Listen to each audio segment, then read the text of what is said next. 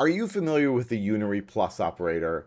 You should be, even if you're not using it very much. And let's be honest, most people don't use it very much. But a few days ago, some of my students really got themselves into trouble because of unary plus, and it's worth reviewing what happened to them so that you can understand it and be careful as well. So let's start off by saying that most math operators in Python are binary operators, meaning they have two arguments. So if I say 10 plus 5, well, plus is a binary operator, has two arguments, 10, 5, and sure enough, that works fine. I can also use variables, right? That's nothing wrong or special about that. I can say x equals 10, y equals 20, I say x plus y, and that works great. So plus doesn't really care what it has as long as it has two values that it can add together. And of course, we can add more than just numbers. We can add strings, we can add lists, works just fine.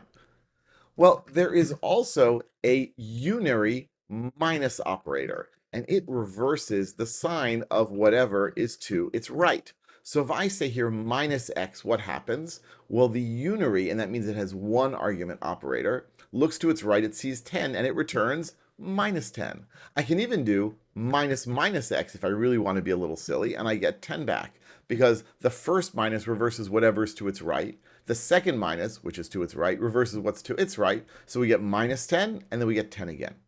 That's fine, but what if I do this? What if I say n equals 5? And then I say n equals plus, let's say, 7. What's going to happen here? And yes, I'm saying equal plus on purpose. Well, my students were convinced that this would give them 12. But instead, what do they get? They got 7. What's going on? So the first part of their mistake was saying equal plus and not plus equal.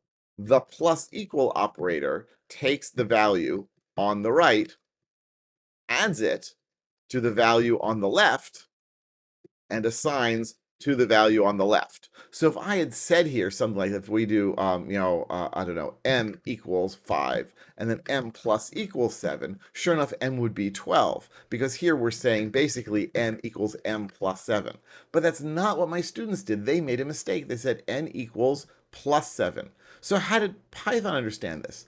Python basically said, oh, this is not one operator, this is two operators. It's equal and plus. And this plus actually can be right next to 7. So really what we're saying is, let's assign the value 7 to n. And sure enough then, when we say, look at n is 7. Not a surprise. What did surprise my students was that it gave them the wrong answer, and worst of all, it did not give them an error message. And that's because Python was like, you want to do this? That's fine. So here is an example of where the unary plus operator it did what we asked it to do, but that's not necessarily what we wanted it to do.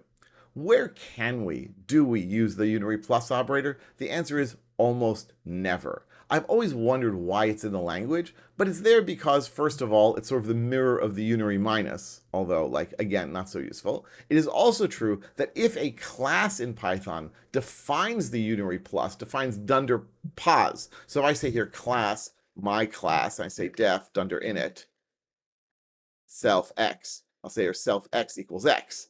And then what I can do is I can say def dunder pos self, right? And then I'm going to say here, print, I am running unary plus.